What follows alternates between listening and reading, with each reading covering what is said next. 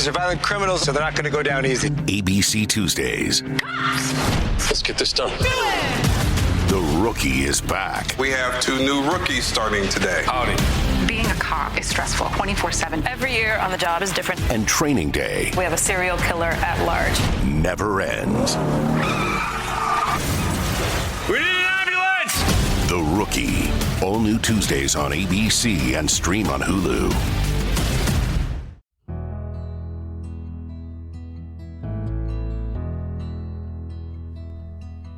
Welcome back to Around the Cauldron, where we talk theology, philosophy, and everyday life as a modern witch.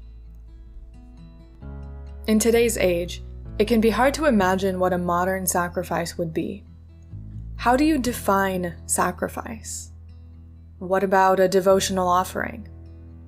What comes to your mind when you think about those subjects? As always, a huge shout out to my patrons over on Patreon for making this show possible. Thank you Rose, Jess, Hillary, Lee, Angie, Magical Crafting, Bliss, Beverly Butterfly, Jessica, Jennifer, Laura, Chris, Nad, Brittany, Meredith, Another Jessica, and Tia. If you'd like to help support the show, head over to Patreon at patreon.com/roundthecauldron, and you can add your name to that list for as little as $1 a month. Same as last month, my wonderful friend Adriana Morales has blessed us with an astrology forecast for the month of September. She is currently studying astrology, and you should follow her on Twitter at Adri M. Cacique. Did I say that right this time, Adri? And the link will be in the show notes. So remember that when it comes to dates for astrological events, you should always double check the exact dates to your location. Astrology is fun like that, and things can change depending on where you are in the world. Here's what she has to say. We begin September with the Sun in Virgo. This is a period of organization. Focus on goals and your work life. We also maintain the previous retrogrades of Jupiter in Aquarius, Saturn in Aquarius, Uranus in Taurus, Neptune in Pisces, and Pluto in Capricorn. Between the 5th and 8th, with the peak on the 6th or the 7th depending on your location, we'll have a new moon in Virgo. This is a time that invites us to reflect and consider new beginnings in areas like work and relationships. Focusing on your health is also recommended. Take this opportunity to plan or start a new routine. On the 10th, Venus enters Scorpio. It's coming out of Libra, which is one of the signs it rules, so it moves from a domicile, which is a comfortable place, to a sign that has that planet as a detriment. This means that Scorpio doesn't feel comfortable in Venus. As Venus deals with love, this will be an intense period in that area where strong emotions might arise. Be sure to use this energy to your advantage, but also look out for jealousy and obsessive behaviors. On the 14th, Mars enters Libra, which is also a detriment. This will be a period of doubt, indecision, low energy, and passive-aggressive situations. On the brighter side, this is an energy that can also be used to fight for justice and balance. Between the 19th and the 22nd, with the peak on the 20th or the 21st, again depending on your location, we'll have a full moon in Pisces. This is a very compassionate and dreamy period where inspiration and art will be predominant. Nevertheless, as Pisces energy tends to daydream, it's not recommended to make big decisions during this time. If you're working on a project, extra focus is advised, but also take advantage of the inspiration this full moon will bring you. On the 22nd, the Sun enters Libra. This will be a period of balance, justice, and harmony. Arts and flirtatious energy are also relevant during this time. Be careful, as this is also an energy that aims to please everyone, so it might be difficult to make decisions. On this day, we also start the fall and spring equinoxes in the northern and southern hemispheres, respectively. On the 26th, Mercury retrogrades in Libra. Mercury in Libra, as explained last month, makes us find balance between our thoughts. People tend to be more careful with what they say and try to avoid hurting others. When Mercury goes retrograde, it affects communication. It can be in person, through electronics, or any other way that makes communication possible. A Mercury retrograde in this sign will affect balance and harmony, but this is also a time to stop focusing on others and focus on yourself. Take this opportunity to find your own balance and peace of mind before you communicate with others. Alright, so thank you again to Adriana for our monthly astrological forecast. Again, be sure to follow her on Twitter, and now let's move into the topic. If you thought about the questions I asked in the introduction, I'm curious to know what you came up with. I mean, I know this is a podcast and you can't actually answer me right now, but still, I'm curious. What is a modern sacrifice? A modern offering to the gods?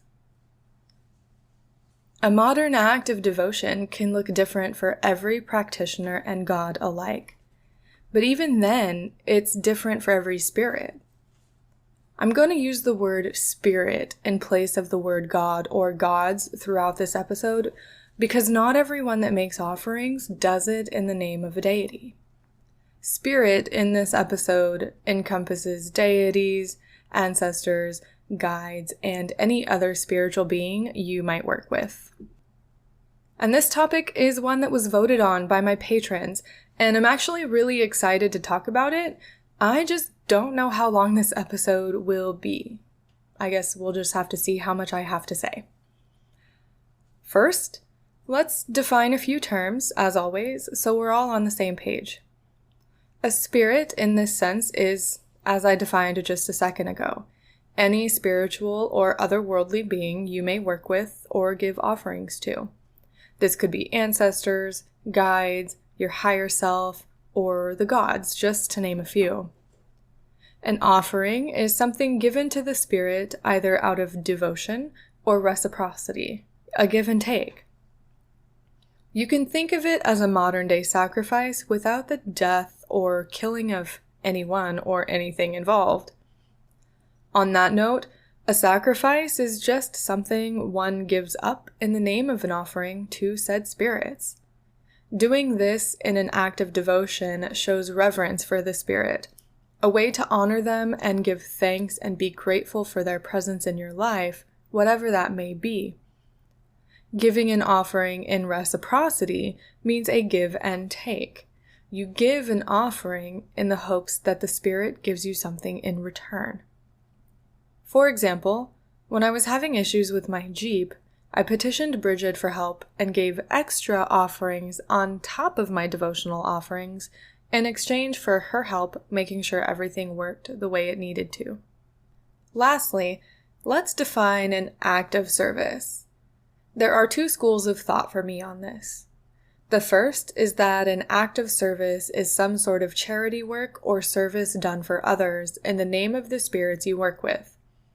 The second school of thought is that an act of service is simply an action done in the name of the spirits you work with, not necessarily charity work or work done for others. For example, an act of service under the first definition would be volunteering at a women's shelter in the name of Bridget. Under the second definition, playing my flute for Bridget could be an act of service to her. Again, this is going to depend on you and how you define acts of service. But for me, I'm just going to combine the two schools of thought into one concept for this episode, so take whichever one works for you. Now, I'm not a historian or an anthropologist or anyone that has studied religion in any sort of academic way. With that being said, I can't begin to say how acts of service would have historically taken place among the plethora of the world's religions.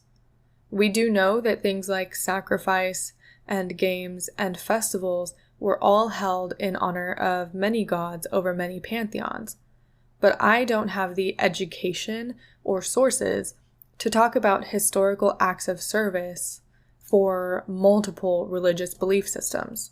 Is it possible that things like charity work and the arts and other actions could have been seen as devotional acts to particular spirits? Of course. Do I know of stories such as Bridget blessing those who care for others or who take care of their communities? Absolutely. However, I can't point to specific stories or myths or folklore otherwise that would back up my thinking that all acts of service may have historical merit. So I'm just not going to because, I don't want to misspeak or give anyone incorrect information. If you're interested in learning more about the history of certain religions, I'd say to check out your library and other people who are more knowledgeable than I am. If you've got stories to share from mythology or folklore, feel free to let me know. All of my contact information is always in the show notes. You can always post your story on social media and tag me in it, and I will gladly share it if you do have one to share.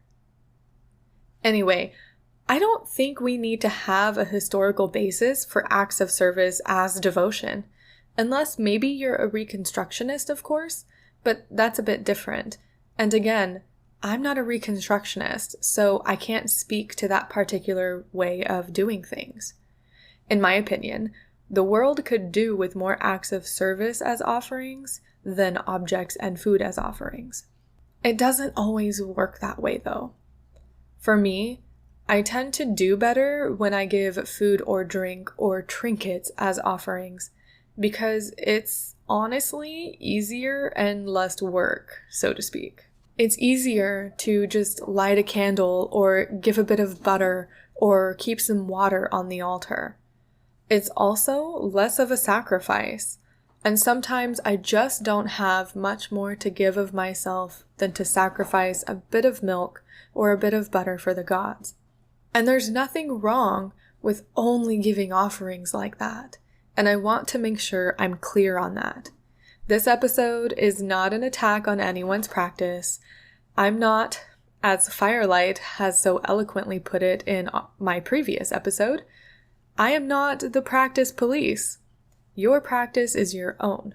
But I want to challenge you to think outside the box when it comes to offerings and devotion to your spirits. I want to challenge you to think about why you give the offerings you do and why you do the things you do in the name of the gods. So why do I think the world could use more acts of service as devotion and less quote-unquote offerings? Well, for me, that's easy to answer. And again, this pertains only to me, but if it resonates with you, maybe you want to think about it and incorporate it into your practice a little bit if you don't already. The world as we know it is constantly shifting, and we are seeing communities, both large and small, on the microcosm and the macrocosm, in states of unrest, dealing with injustices, and people constantly let down by the systems that were never made to support them. If we take the current state of affairs into consideration, we might begin to see that the world could do with a bit more service to others, and a bit more community building and barrier breaking and healing of the earth. This is going to look different for everyone depending on where you are and what you're capable of, but I am definitely of the opinion that if you can do some form of charity work, outreach, or community service in the name of the spirits you serve, then you're doing one more thing to make the community and the world a better place. If you feel called to do something like this in service or honor of your spirits, then to that, I say hell yeah. I'm not the only person who sees the benefit of this either. Temperance Alden made a post on Instagram about how she chose to forego baking bread for Lunasa and instead went for an act of service. In her post, she said that drought and fires were devastating in North America, and honoring the spirit of the land had become more important than anything else. That year, she will be skipping the bread and moving into acts of service. Now, she didn't go into detail publicly and wrote more about it for her Patreon supporters, so I can't share that information. However, this ties into the belief that witchcraft is of the land. When we work with spirits and when we work witchcraft, we are inherently tied to the land around us. Honoring the land in this way through acts of service is a humble way to pay your respects to the spirit of the land you live on, do what you can to support the growth and healing of said land, and show your reverence for what the land provides for you. All of that to say that it is my belief that acts of service for spirits may in fact be the direction that some of us move toward, rather than items and foodstuff as offerings. There's another caveat to this, though. If the spirit in question does not want acts of service as devotional offerings, or says specifically that they'd like to keep receiving the offerings you're currently doing, then obviously keep doing it. I am not here to speak for those spirits, and that relationship between you and them is more important than the words I'm speaking right now. But let's talk about the different ways that people today might already be doing acts of service in the name of their spirits. I'm not going to limit this discussion to just polytheism, or just Bridget, or just any one particular pantheon or belief system. Religious groups around the world take part in devotional acts on a regular basis, and I think they're important to talk about. One religion's act of service doesn't make it any better or worse than another just because of the faith the person follows. There are some acts of service that I do not recommend, like mission trips to foreign countries to quote-unquote save the people of said country. But in most communities where acts of service are taking place, it is usually done so for the good of the community. I realize, though, that this isn't always the case, so please use your discernment and don't push your religious beliefs onto others in the name of devotional offerings. And honestly, don't take that from anyone else trying to do the same. I'm gonna talk about my own experiences here for a minute because it's my podcast and I can. And these experiences actually start back when I was a lost preteen, going back and forth between Christianity and Wicca. I flip-flopped back and forth between the two for quite a while, for reasons I don't want to get into here, because that's just not the point of this episode. Anyway, I used to be heavily involved in my church's youth group. And anytime we would have some sort of community service event, I jumped at the idea. For me, acts of service is about doing something for the good of the community in the name of the gods. In this case, it was just one god, but that's okay.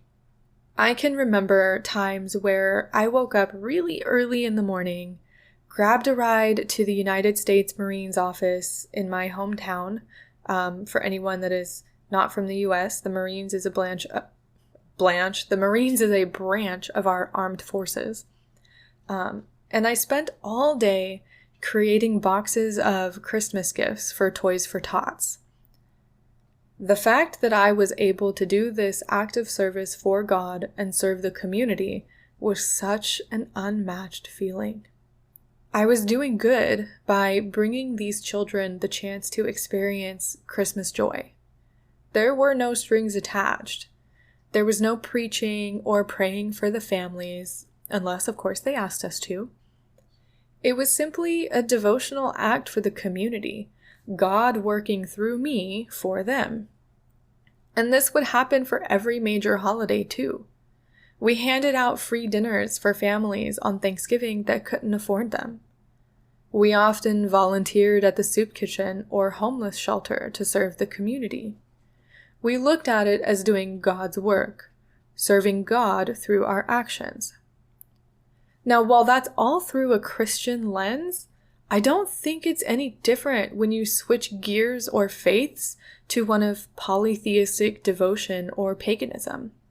And I hope I didn't turn off any listeners by speaking about some of my experiences within the church I was in as a young teenager. Honestly, that particular church did a lot of good for my family and was very open and inviting to everyone of all walks of life.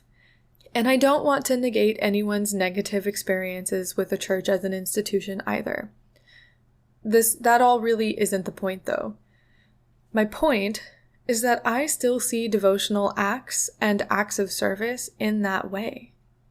Just because the deity has changed doesn't mean the act of service or end goal has to. It can shift and better align with your values and the values of the gods or spirits, whomever they may be. But acts of service and community service are vital pieces of my practice. I'm sorry if you can hear my ferrets in the background.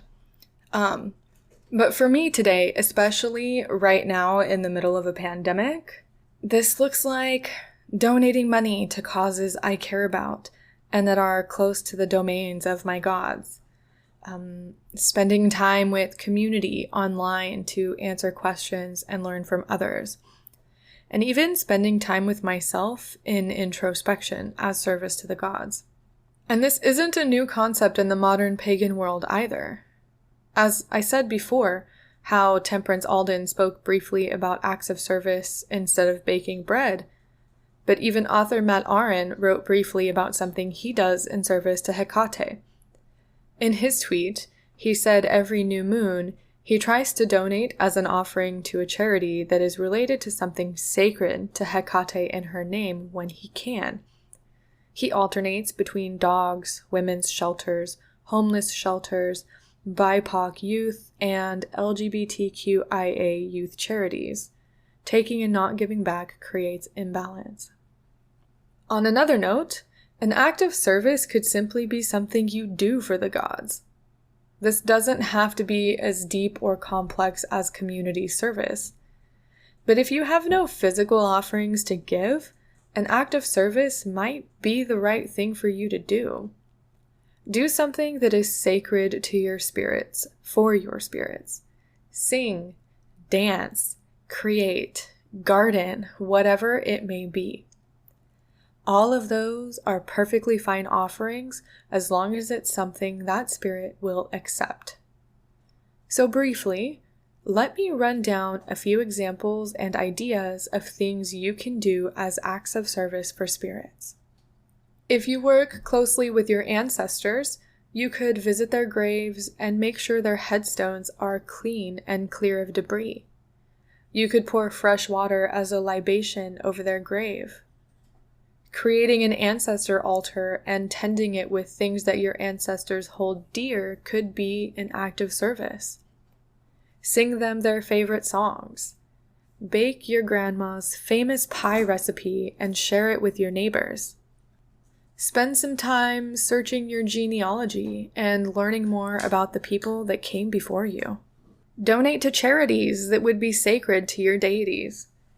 As an example, I donate 15% of any money I make from my online shop to the Johns Hopkins Sjogren's Syndrome Foundation. I do this for 2 reasons. 1, my mom has Sjogren's syndrome, and there's currently no syndrome treatment or cure, only symptom management. 2, Bridget is a goddess of healing. There are stories of her as a saint, healing those with leprosy, helping the poor, and feeding the hungry. She is also a goddess that cares deeply for her family and does what she can to keep them safe and cared for. This is a great charity and foundation for me to work with in Bridget's name because it has to do with the medical field, healing, and family and community service. Find a community service project to support, either monetarily, physically, or on social media, that aligns with what your spirits want or find sacred. I shared my example with Bridget and Matt's example with Hecate, but every deity has something they care about or find sacred. If you honor Poseidon and live near a beach, consider picking up trash along the beach, support ocean cleanup projects, or even advocate for 100% reef-safe sunscreen. If you honor Hades, consider visiting cemeteries and cleaning the gravestones of those that have been forgotten, or acting as a death doula, with the proper training, of course, to help ease people from this life into the next. If you work with the Morrigan, consider donating to foundations that help veterans, wounded combat soldiers, and families of prisoners of war.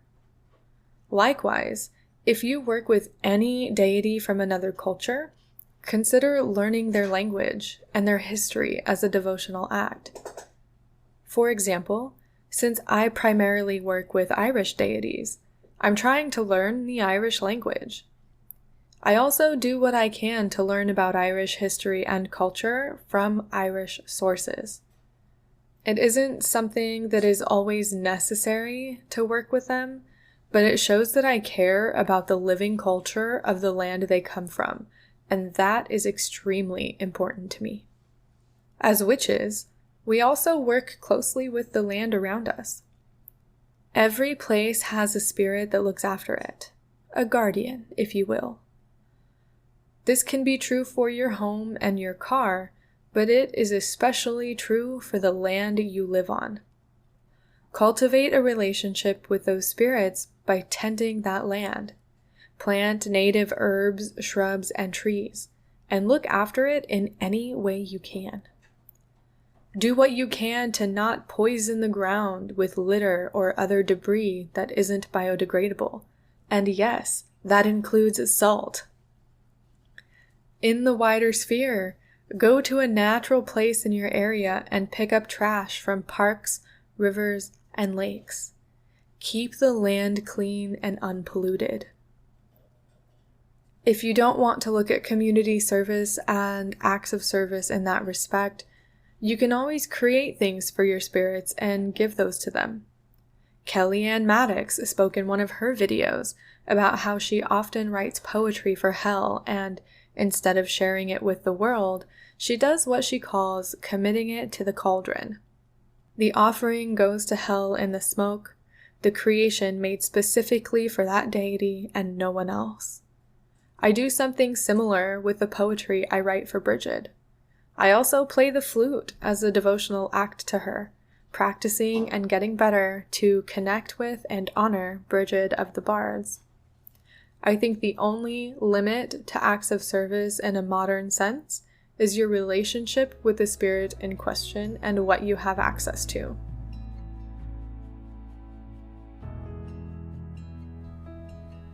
And now it's time for a listener question. Today's listener question comes to us from Instagram. Someone asked, how do you devote an activity? Do you say it out loud, or do the gods just know? So I can't speak for absolutely everyone when it comes to devoting activities or acts of service to the gods, but in my practice, when I'm doing an act of service for Bridget, for example, I ritualize it. There are very specific motions that I go through before I actually do the act of service.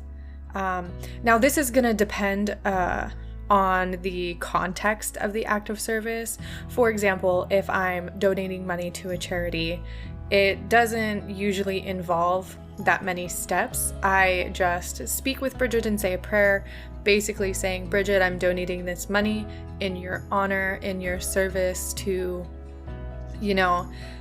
build a better community and help people in whatever way I can. But when I'm doing another act of service that is physical, that requires me actively doing something, I usually start with a prayer. I light a candle if it's something I'm doing at home, and I make it very clear that what I'm doing is for the gods.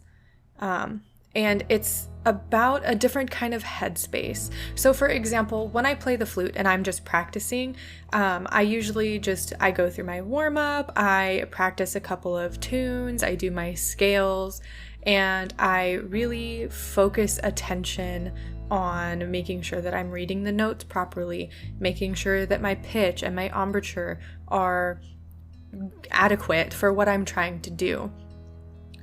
When I play the flute for Bridget, however, it's a completely different headspace, and I find myself, I still do the warm-up, I still do the scales because that's just good practice for playing an instrument, but in the process of actually playing for her, I find myself playing tunes that don't have music, that I don't have sheet music for. I do a lot more intuitive play, and it gets me into a headspace, sort of like a meditative space or even a trance, where it brings me closer to her and closer to our spiritual connection, and I don't keep track of what I play.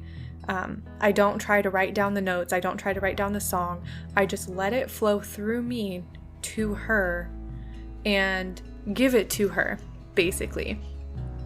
If I'm doing an active community service for her, that's gonna be a little different, especially depending on where I am and what I'm doing. So if I am volunteering at a place, for example, an animal shelter. If I'm volunteering at an animal shelter, before I go into the animal shelter, I will say a prayer, basically let Bridget know that this volunteer work I'm doing in service of her, in her honor, and connect it back to her in some form or fashion. I don't know if I would specifically volunteer at an animal shelter for her. That's a little outside of her scope in my UPG. I would more likely volunteer at a women's shelter or do some sort of volunteer work with children or hospitals or anything like that. So I hope that answers your question. It is very much a headspace, a mindset to get into first, and then actively connecting with the spirit that you're giving an offering to or doing a service for, and letting them know. And it could be as simple as, before you do something, say like, hey Bridget, this active service is for you. This crochet veil that I'm making is for you in your honor. And then keep that in mind as you do the service, instead of just going through the motions and just doing it, being in that state of mindfulness. So yeah, I hope that answers your question. I hope that wasn't confusing, and I hope that helps you out in whatever way you needed. If anybody else would like to ask questions and have their questions answered during a podcast episode, follow me on Instagram at round_the_cauldron. The link for that is always in the show notes. If you don't have Instagram and you still want to ask a question about whatever the topic may be, you can always email me or follow me on Twitter, or just, find a place to leave a comment somewhere, and I will pick a question to answer once a month that pertains to the topic. And now we can move back onto the show.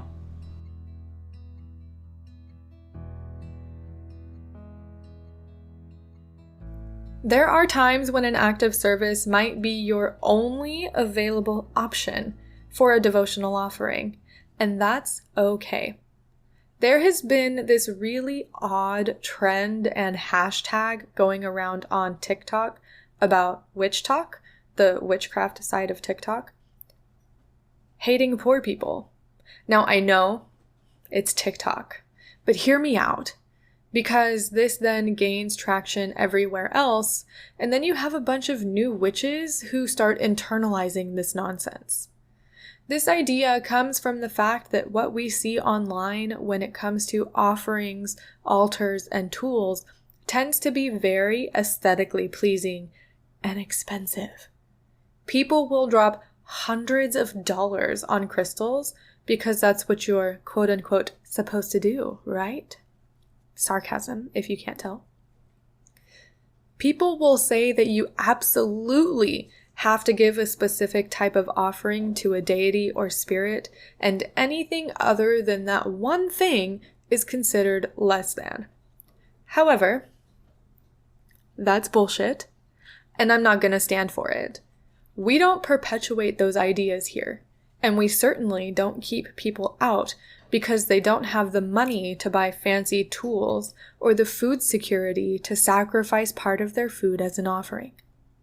There was a time not too long ago when I first started working as a freelancer that we didn't have much money. I didn't really have much else to give Bridget besides acts of service and the occasional first sip of my morning coffee.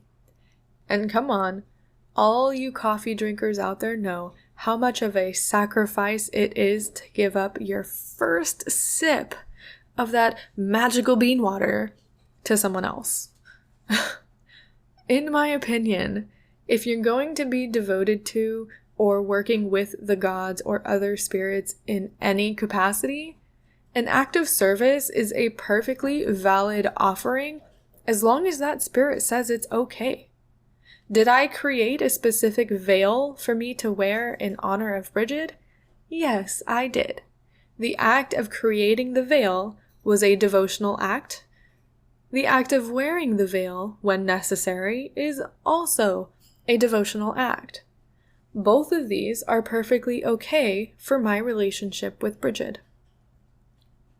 You've got to do what you can within the confines of your own life. If you deal with food scarcity, it is my opinion that you should not be expected to leave regular offerings of food for your spirits. Occasionally, sure, when that spirit wants it, but not all the time. If you deal with poverty and low income, it makes zero sense for you to go out and spend hundreds of dollars on expensive wine or crystals as offerings. It is my belief that the gods don't want to cause us harm or put us in dangerous situations.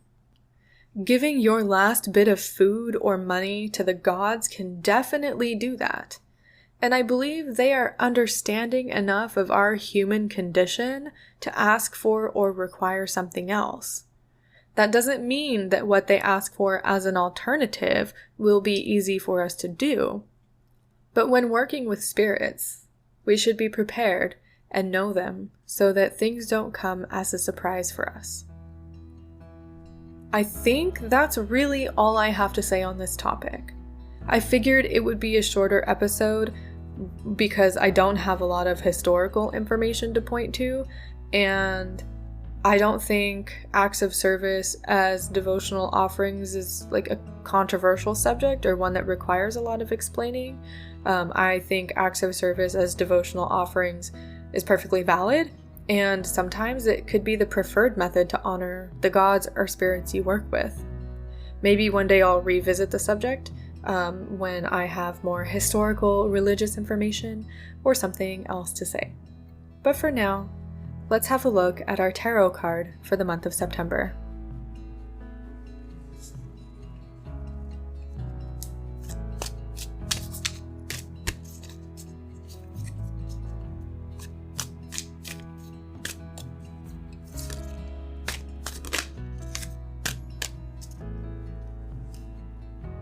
Okay, this month we're looking at the 10 of Cups reversed.